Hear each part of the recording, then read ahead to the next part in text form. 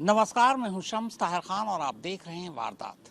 वैसे तो ऐसे केस की लंबी लिस्ट है जिसका सीबीआई ने कत्ल किया, लेकिन पटना की नीट छात्रा के मामले में सीबीआई ने केस को जिस तरह से मारा है, उसके बाद इन अफवाहों को पर मिल गए कि सीबीआई किसी ताकतवर शख्स को बचाने की कोशिश कर रही है। सीबीआई की लापरवाही का आलम यह कि तय 90 दिनों के अंदर वो चार्जशीट दाखिल करना ही अदालत में भूल गई, जिसकी वजह से गर्ल्स हॉस्टल का मालिक जमानत का हकदार हो गया।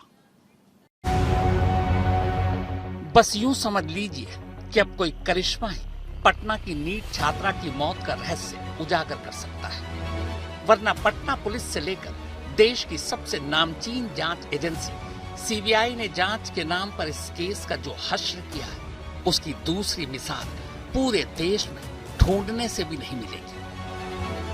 क्या आपने कभी किस्से कहानियों में भी सुना है कि किसी लड़की का रेप होता है, फिर उसकी मौत होती है और उस मौत के बाद सीबीआई भूल जाती है कि नाबालिग मौत और रेप के मामले में उसे पॉक्सो की धारा लगानी है। सीबीआई भूल जाती है कि जिस गर्ल्स हॉस्टल में नीट छात्रा बेहोश मिली थी, उस हॉस्टल में उस रात एक्टिव मोबाइल के कॉल डिटेल भी खंगालने होते हैं। सीबीआई भूल जाती है कि नीट छात्रा के अंडरगारमेंट से जो स्पम मिले, उसकी आरोपियों के साथ मिलान भी करानी होती है। सीबीआई भूल जाती है कि नीट छात्रा की फॉरेंसिक रिपोर्ट जो दिल्ली के एम्स में पड़ी है, उसे मंगाकर उसे पढ़ना भी होता है। सीबीआई भूल जाती है कि इस पूरे केस में जो इकलौती गिरफ्तारी हुई, गर्ल्स हॉस्टल के उस मालिक मनीष रंजन से पूछताछ भी करनी है। हद तो यह है कि सीबीआई ये तक भूल जाती है कि इस मामले में 90 दिन के अंदर अदालत में उसे चार्जशीट यानी आरोप पत्र भी दाखिल करनी है।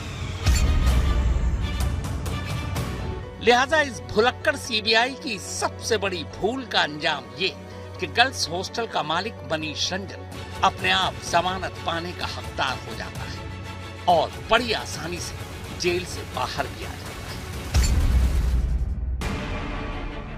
इस एक केस में की गई गलतियों की ये तमाम गलतियां शायद न इत्तेफाक है, न गलती, न लापरवाही और न ही इतनी बड़ी जांच एजेंसी का नौसिखियापन।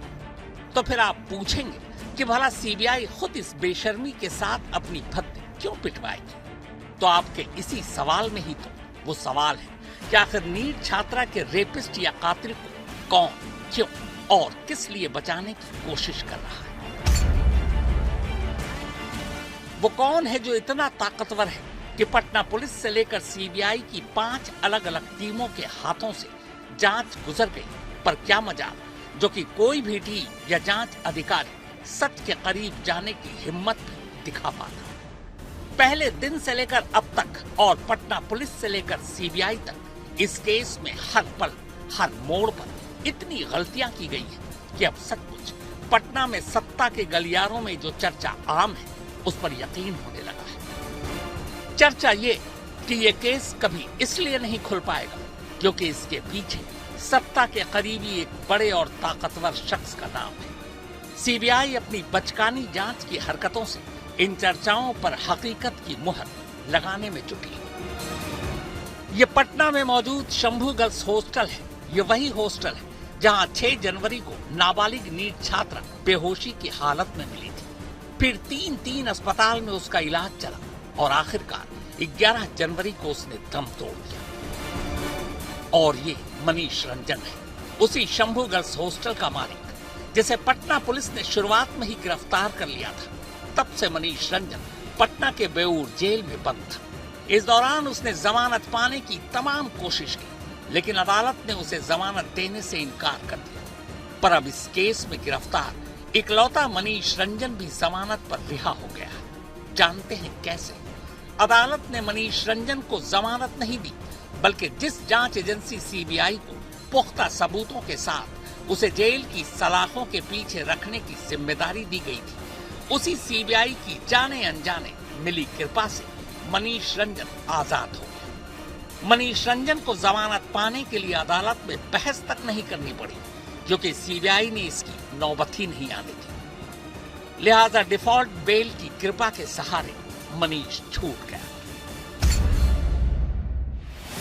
पुलिस में भर्ती होने वाला नौसिखिया पुलिस अफसर भी इतना तो जानता है कि हर केस में 90 दिन के अंदर अंदर उस केस से जुड़ी चार्जशीट यानी आरोप पत्र अदालत में दाखिल करनी होती है। इसी चार्जशीट की बुनियाद पर आरोपी या आरोपियों के खिलाफ आरोप तय होते हैं, फिर उन पर उन्हीं आरोपों से जुड़ी धाराओं में मुकदमा चलता है। इसी चार्जशीट के आधार पर फिर मुकदमे का फैसला होता है। अब अगर 90 दिन के इस तय म्याद में देश की कोई भी जांच एजेंसी चार्जशीट दाखिल नहीं कर पाती, तो इसका सीधा सा मतलब यह हुआ कि जिस आरोपी को जांच एजेंसी ने पहले से ही पकड़कर जेल में डाला हुआ है, उसके खिलाफ कोई आरोप है ही नहीं। अब जब आरोपी के खिलाफ आरोप ही नहीं है, तो फिर उसे जेल में कैसे रख सकते हैं? इसीलिए कानून कहता है कि जांच एजेंसी को 90 दिन के अंदर अंदर चार्जशीट दाखिल करनी ही करनी। अब सोचिए, एक पूरा केस जिसे एक चार्जशीट पर खड़ा होता है, वही चार्जशीट नीट छात्रा के केस में सीबीआई तय म्याद यानी 90 दिन के अंदर कोर्ट में दाखिल करना ही भूल गई। अब जब आरोप पत्र है ही नहीं, तो 90 दिन से ज्यादा आरोपी को जेल में कैसे बंद रखा जा सकता है? बस इसी वजह से मनीष रंजन अपने आप जमानत पर बाहर आ गया। कहने को कहने वाले कह सकते हैं कि शायद सीबीआई चार्जशीट दाखिल करना भूल गई, पर सीबीआई की जिस जांच टीम में इतने लोग शामिल हो, जिनके पास अपना वकील हो, वो भला इतनी अहम बात कैसे भूल सकती है? या अनजाने में हुई भूल तो कतई नहीं हो सकती। तो क्या सीबीआई ने जानबूझकर मनीष रंजन को रिहाई का परवाना थमा दिया? पर क्यों? तो क्या सचमुच सत्ता के गलियारों में जारी ये चर्चा सच है कि इस केस के पीछे सत्ता के करीबी एक बड़े और ताकतवर शख्स का नाम? अभी तो आपने सिर्फ बानगी भर सुनी।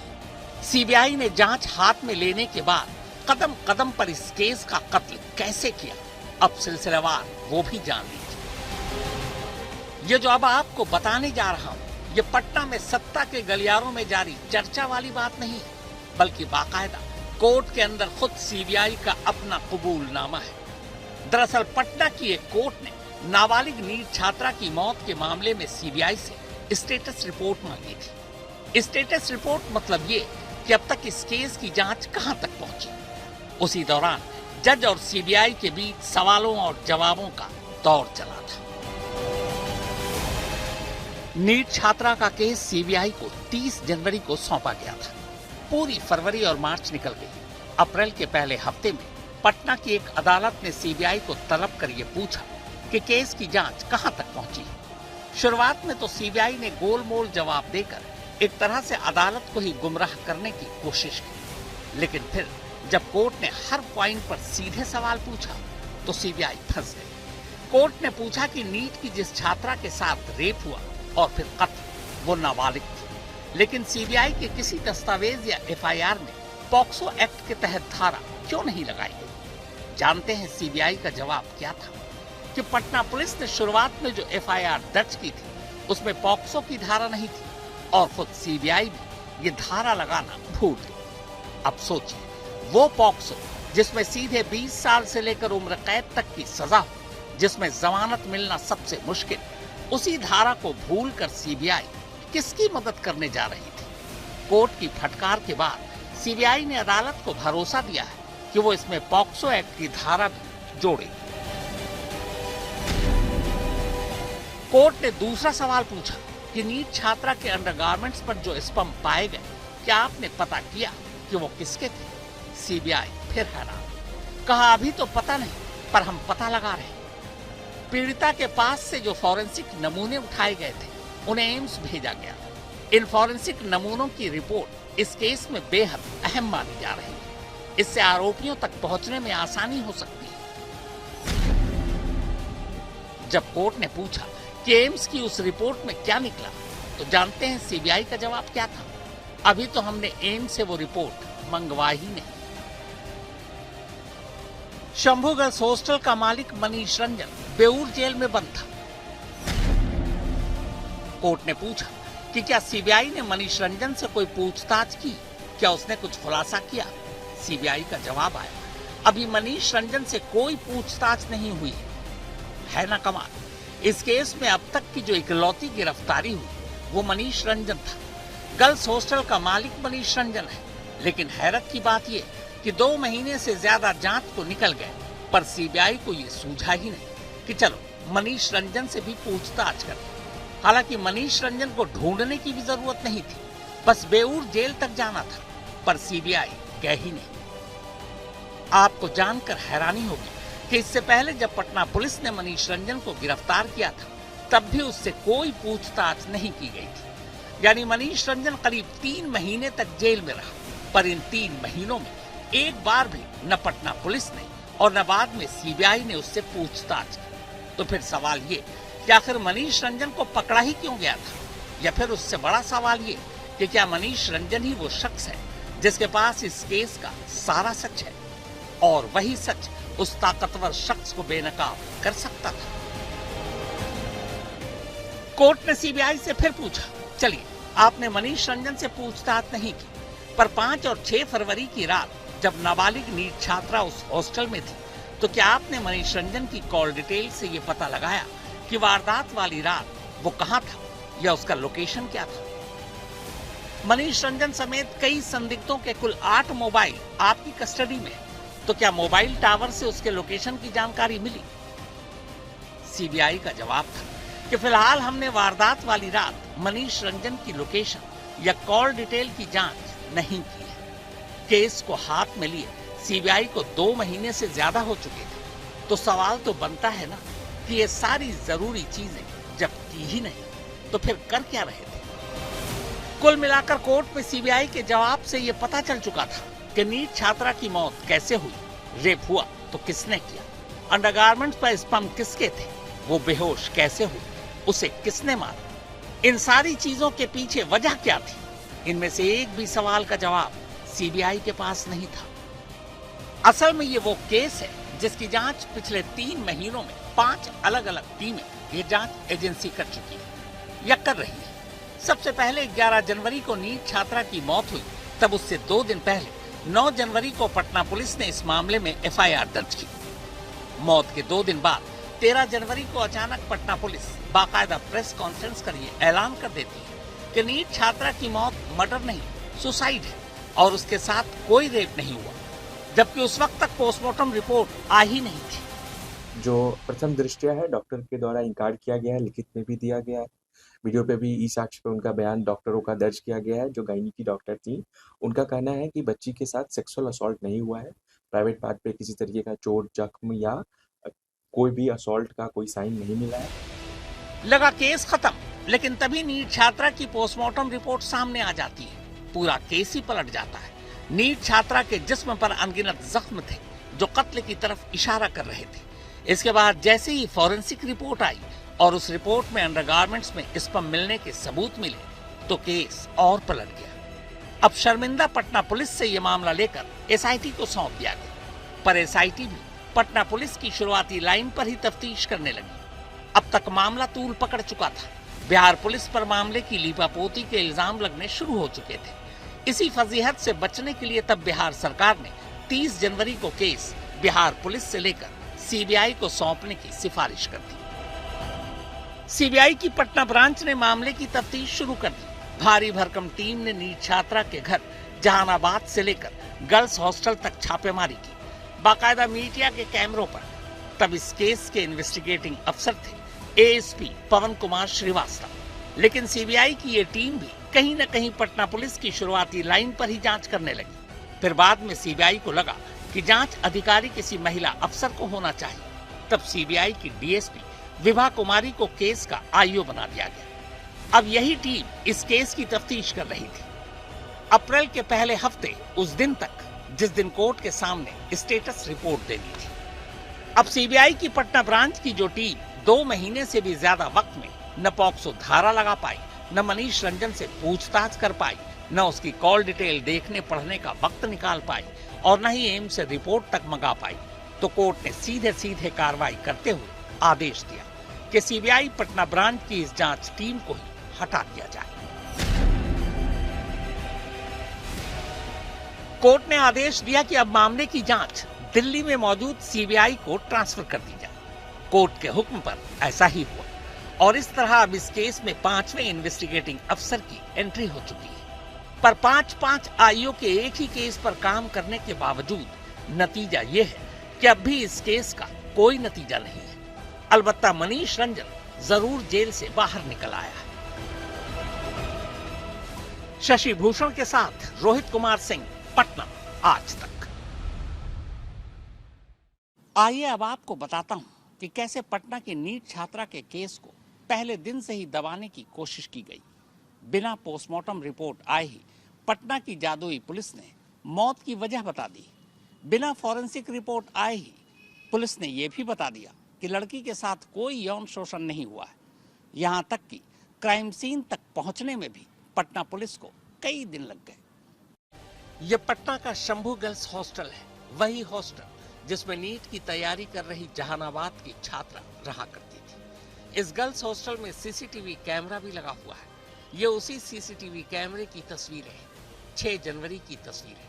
6 जनवरी को ही वो नाबालिग छात्रा अपने कमरे में बेहोश पड़ी मिली थी। सीसीटीवी कैमरे की घड़ी में इस वक्त दोपहर के 3:50 हुए।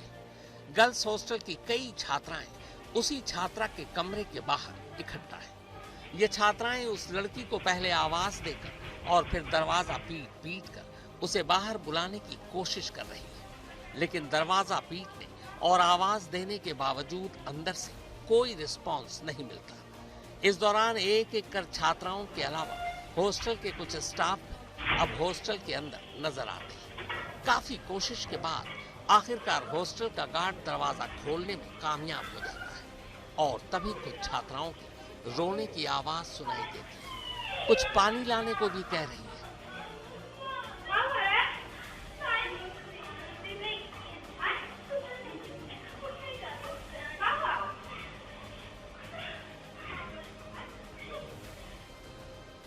शाम करीब 4:01 पर हॉस्टल का ही एक स्टाफ पीड़ित छात्रा को गोद में उठाकर तेजी से कमरे से बाहर निकलता है। लड़की गोद में पूरी तरह से बेहोश है। हॉस्टल के अंदर बाकी की छात्राएं भी बदहवास नजर आ रही हैं। इसके बाद सभी छात्राएं एक एक कर बेहोश छात्रा के पीछे पीछे भागती हैं। अब हॉस्टल में सन्नाटा पसरा हुआ है।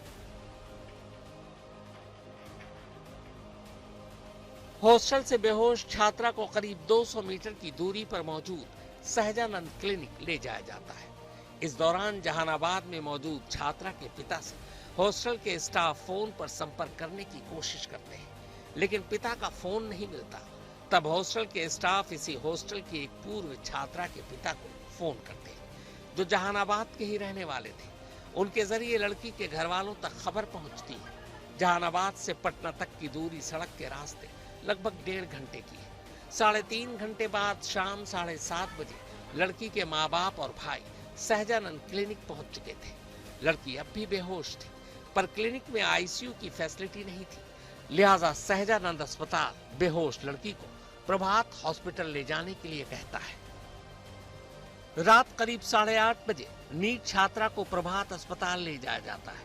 अस्पताल के डॉक्टर लड़की की हालत को देखते हुए एमएलसी बना देते हैं, यानी मेडिको लीगल केस।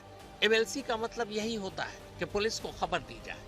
कदम कुआं थाने का एक सब इंस्पेक्टर 6 जनवरी की रात को ही प्रभात हॉस्पिटल पहुंचता है, लेकिन लड़की बयान देने की हालत में नहीं थी क्योंकि बेहोश थी। लिहाजा सब इंस्पेक्टर अपना नंबर परिवार को देकर लौट जाता है। प्रभात हॉस्पिटल में लड़की का इलाज ड्रग्स को लेकर हो रहा था, क्योंकि हॉस्टल स्टाफ ने अस्पताल को यह बताया था कि लड़की के कमरे से नींद की गोलियों के खाली पत्ते मिले। अगले 5 दिनों तक यानी 6 से 10 जनवरी तक नीट छात्रा प्रभात अस्पताल में ही भर्ती रहती है, लेकिन इस दौरान वो एक बार भी होश में नहीं आती। इसी बीच 9 जनवरी को पहली बार पीड़िता के पिता पुलिस को बयान देते हैं। चूंकि प्रभात अस्पताल चित्रगुप्त नगर थाने के तहत आता है, इसीलिए इस बयान के बाद पहली बार 9 जनवरी को एफआईआर दर्ज होती है। 10 जनवरी को लड़की की हालत ज्यादा बिगड़ने पर उसे पटना के मेदांता अस्पताल भेज दिया जाता है, लेकिन 11 जनवरी को ही लड़की की मौत हो जाती है। लड़की की मौत के बाद पटना पुलिस कैमरे पर यह कहती है कि मामला खुदकुशी का है और उसके साथ कोई सेक्सुअल असॉल्ट नहीं हुआ है। अगले ही दिन पोस्टमार्टम रिपोर्ट सामने आ जाती है। पोस्टमार्टम रिपोर्ट ने पटना पुलिस की धज्जियां उड़ाते हुए यह खुलासा किया कि नीट की छात्रा के साथ जबरदस्ती करने की कोशिश की गई थी और उसके जिस्म पर नोचने खसोटने के अनगिनत निशान थे। बाकी रही सही कसर फॉरेंसिक रिपोर्ट ने पूरी कर दी। फॉरेंसिक रिपोर्ट के मुताबिक नीट छात्रा के कपड़ों पर स्पर्म के सबूत मिले हैं जो किसी मेल के हैं। इसी के बाद नीट छात्रा के माँ बाप, भाई और 2 मामा के साथ साथ 18 दूसरे लोगों के डीएनए सैंपल लिए जाते हैं, लेकिन शुरुआती रिपोर्ट के मुताबिक उन 18 लोगों में से किसी के भी डीएनए सैंपल लड़की के अंडरगारमेंट से मिले स्पर्म से मैच नहीं कर पाए। यानी लड़की के अंदरूनी कपड़ों में मिले स्पर्म उस शख्स के हैं जिसके डीएनए सैंपल लिए ही नहीं गए। जिन 18 लोगों के सैंपल लिए गए थे उनमें गर्ल्स हॉस्टल से जुड़े लोग, हॉस्टल की बिल्डिंग का मालिक जो पहले से ही जेल में है और कुछ और लोग शामिल थे। हालांकि ये सच है कि सीबीआई के हिस्से हमेशा पुराने केस ही आते हैं, क्योंकि किसी भी केस की जांच पहले लोकल पुलिस करती है। लेकिन इस केस में जिस तरह से पटना पुलिस पहले 3 दिनों तक क्राइम सीन यानी छात्रा के हॉस्टल के कमरे तक गई नहीं, क्राइम सीन को सील तक नहीं किया, उसके बाद ये सवाल उठना लाजमी है कि अब इतने दिनों बाद सीबीआई के हाथ कौन से सबूत या सुराग लगेंगे। वैसे भी सीबीआई के इतिहास को देखा जाए तो लगता यही है कि अब ये मामला भी ठंडे बस्ते में चला जाएगा। पटना की नीट छात्रा के माँ बाप और भाई को बिहार के डीजीपी विनय कुमार ने बातचीत के लिए अपने घर बुलाया था। माँ बाप इस उम्मीद पर डीजीपी से मिलने गए कि शायद अब उनकी बेटी को शर्तिया इंसाफ मिलेगा। लेकिन करीब घंटे भर की मीटिंग के बाद जब नीट छात्रा के माँ बाप डीजीपी साहब के घर से बाहर निकले तब बेहद गुस्से में थे। गुस्से में इसलिए थे क्योंकि पोस्टमार्टम रिपोर्ट और फॉरेंसिक रिपोर्ट के सामने आने के बावजूद डीजीपी साहब माँ बाप को यही समझा रहे थे कि उनकी बेटी के साथ कोई रेप नहीं हुआ और न ही उसका कत्ल हुआ है। जहानाबाद से सैयद मुशर्रफ इमाम के साथ पटना से सुजीत कुमार और शशि भूषण, आज तक। तो वारदात में फिलहाल इतना ही, मगर देश और दुनिया की बाकी खबरों के लिए आप देखते रहिए आज तक।